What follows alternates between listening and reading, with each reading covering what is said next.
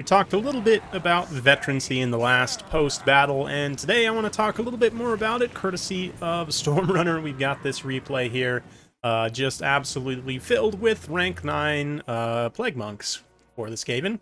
4 of them up front, and 4 Plague Monk Censor Bearers behind, one of them being the Regiment of Renown, all rank 9, led by Lord Skrolk in a rush game against this Slaanesh player here, who's got a Herald of Slaanesh, a bunch of infantry, some demonettes mixed in with some heavies here, and it's on conquest, so that's pretty much all you need to know. It's very basic, very straightforward. We do have one knight here. I'm going to see some lashings immediately on the Plague Monks. So we talked a little bit about last time in the post-battle about how, like, all these abilities down here, for the most part, you do pay for a lot of them, but there's another big factor to consider when talking about XP chevrons and leadership.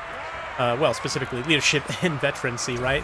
Increasing units' leadership is particularly powerful if your faction has low leadership as a general baseline. Now, Plague Monks already have decent leadership for Skaven. You do pay a decent amount for them as well. Then also with those stat buffs, we look at the stat line here of, say, these Plague Monk Censor Bearers, 49, 43, with very good weapon strength as well. 48, of course, with the Frenzy active and no poison. But Slaanesh Knight's going to get a really nice rear charge here into the Blight Scabs Plague Pack.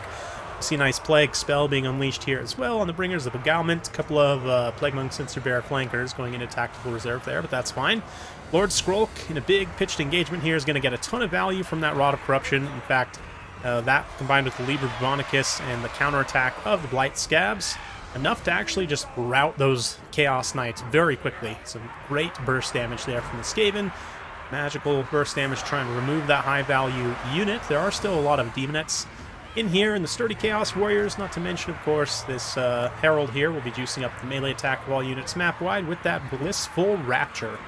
But, yeah, the Plague Monks, of course, decent speed, as Skaven infantry generally have, can chase off these Marauders and whatever else very effectively here. Looks like we're going to see a Fury summon from the Herald. That ever-powerful portal glyph.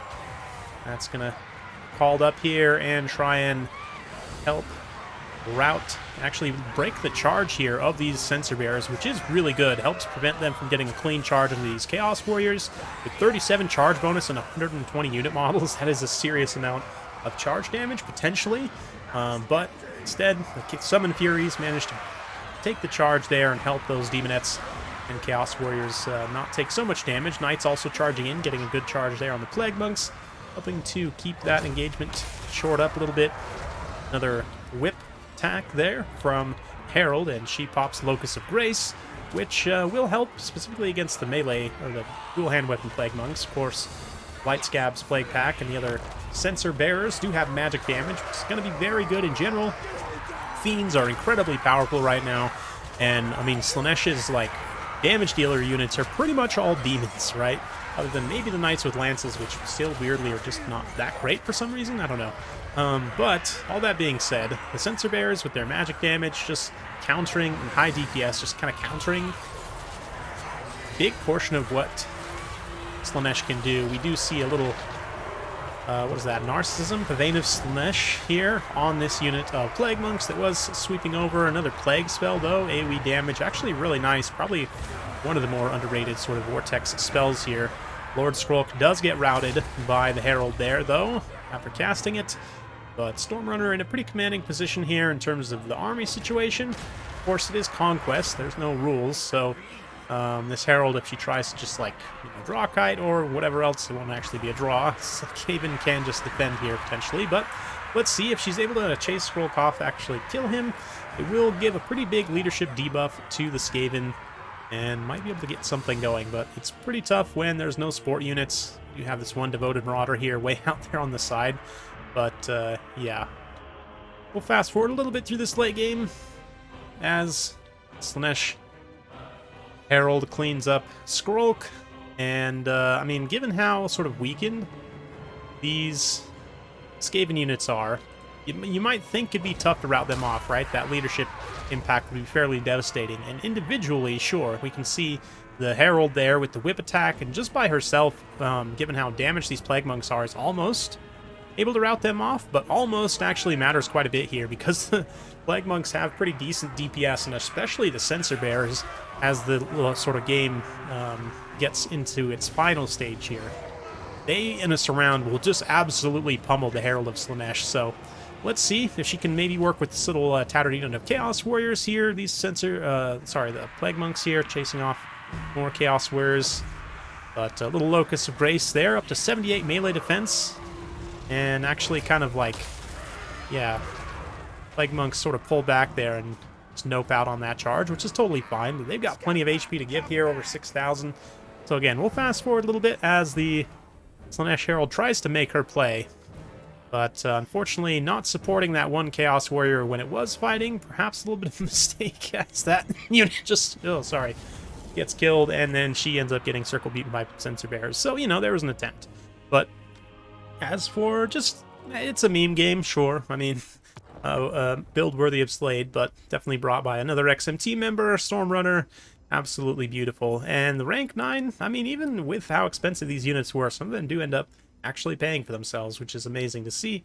Skrulk also almost 3,000 damage dealt on him. The burst of Skrulk is something a lot of people may have forgotten about. I mean, he's been in Warhammer since the start of Warhammer 2 and has been a pretty good option, honestly, for Skaven in a lot of matchups. Here, I do think, like we saw, he can get sniped relatively easily, but even still has enough tools to generate a massive amount of value in that time. But yeah, the leadership from those XP chevrons in that late game there was pretty critical in helping some of those Plague Monks sort of stay in the fight, like a lot of these that were very tattered, helping to hold that end game objective.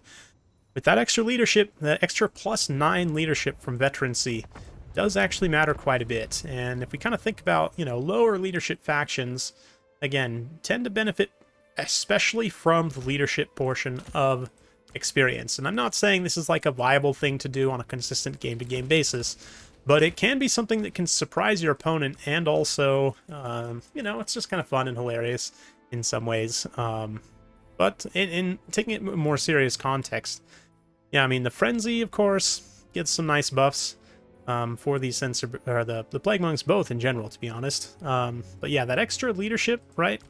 We think about the base variant of the unit, 72 leadership or extra +10 actually from that veterancy, right? Which is pretty considerable. Like 70 in the 70s range leadership is pretty good. It's not great. Once you start to get above into the 80s and 90s, that's where stuff gets really good, as with you know, armor and a lot of other stats.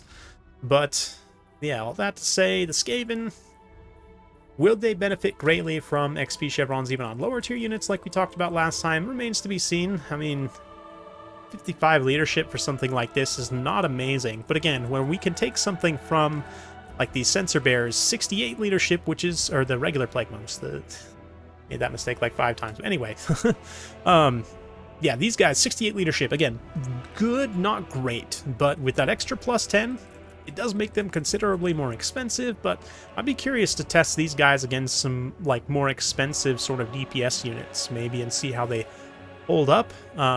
You know, something like, I don't know, War Dancers or another similar, maybe even like Berserkers, right? See, testing them obviously without chevrons and with XP chevrons, how much of a difference it makes. And if it's able to actually swing those fights decisively, even in a 1v1, that just kind of shows how much of a difference it can make. And here in this replay, I do think made a pretty considerable difference, especially with Skrulk getting sniped there. But anyway, again, probably shouldn't do this on a regular basis, but it is something fun you can do, and that in and of itself makes me happy. Hopefully you enjoyed this. If you like this sort of content, be sure to like and subscribe. Hit that bell notification. Every time I upload a new video, you'll be notified. Thanks again. We'll see you next time.